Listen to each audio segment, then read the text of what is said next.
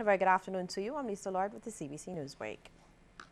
Well, advancing technology has taken its toll on the labor force throughout the years. In fact, Acting Minister of Education Senator Harry Husbands says it has been destroying and creating jobs at the same time. To prove the point to dozens of students present for a forum hosted by the Barbados Coalition of Service Industries, he drew reference to the times when a local communications company was active in both cable and wireless areas. He says much has changed since then, and with the introduction of faxes, the internet, and others. Think about the number of jobs or the types of jobs that were involved in that cable that don't exist anymore. You had to have people who could fix those machines, those big teletype machines, when they broke down. Well, you don't need them now. If you had the skill of fixing teletype machines, and you didn't learn something else, you'd be unemployed for a long time. Senator Husbands wants students to always take advantage of all the training opportunities available. You don't know when it will come in handy. That's the important thing.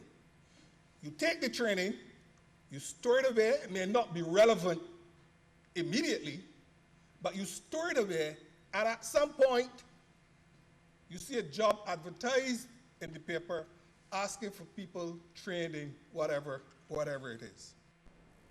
Barbados has a number of emerging industries, many within the non-traditional sectors, and the Barbados Coalition of Service Industries wants young people to take full advantage of these new opportunities. The BCSI has been playing its part in highlighting those areas, reaching out to the youth through a forum, the business and career opportunities available in the arts at the Lloyd Erskine Sanford Center. There, Executive Director Lisa Cummins told students that careers in the creative industries sector go beyond the performance aspect. When you see a man on a stage and he's singing and he's performing, what are some of the things that go into making that happen? What are some of the careers that you are possibly able to pursue that can be a part of that process? How can we enable you through education and tertiary level opportunities to explore some of those study options? That's what we're going to be looking at here today. That's what we're going to be covering in the next couple of days during National Services Week. And that's what BCSI is going to be looking at in a number of disciplines as time goes on. So we're looking forward to sharing this time here with you. We're looking forward to seeing more of you getting engaged in the creative industries. The Criminal Justice Research and Planning Unit is to conduct a study of gun crimes and the extent and nature of gun violence in Barbados from 2010 to present. Director of the Criminal Justice Research and Planning Unit, Cheryl Willoughby, says it will be conducted during this financial year and into the 2016-2017 financial year. The primary aim of the study is to determine the extent of the problem on the island and seek ways to address it. Mrs. Willoughby explains that Barbados could not wait until the problem got out of hand before something was done. She says a strategic scientific approach was needed to determine who, what, where, when, and why such crimes were taking place. The study would also seek to identify the number of guns and ammunition found and seized by police, the geographical pool of the gun violence to determine whether it was happening in rural or urban Barbados, and the weapons of choice. Well, the Royal Barbados Police Force is mourning the loss of one of its senior officers. Acting Assistant Commissioner of Police Mark Thompson passed away last night. Mr. Thompson rose through the ranks of the force over the years, holding several key positions. He leaves to mourn his wife and 2 children. A call is being made for creative Barbadians to take full advantage of the incentives offered by the Cultural Industries Development Act of Barbados.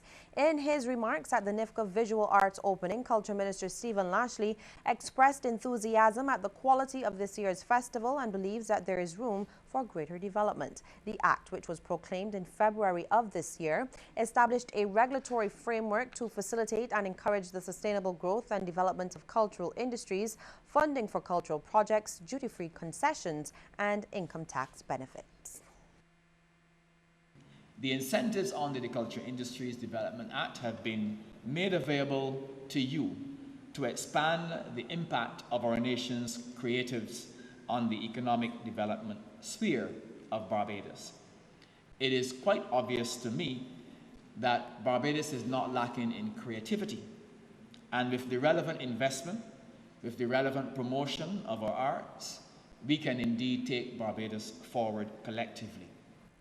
Well, Barbados has signaled its commitment to all the principles of UNESCO and the Declaration on a New Education 2030 agenda.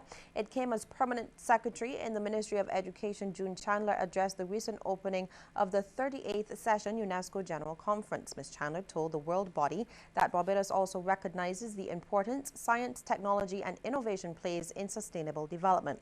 Ms. Chandler says preserving and accessing information and documentary heritage continue to be priorities for the island. She also added that no development can be sustainable without a strong cultural component. And coming up after the break, a look at regional and international stories.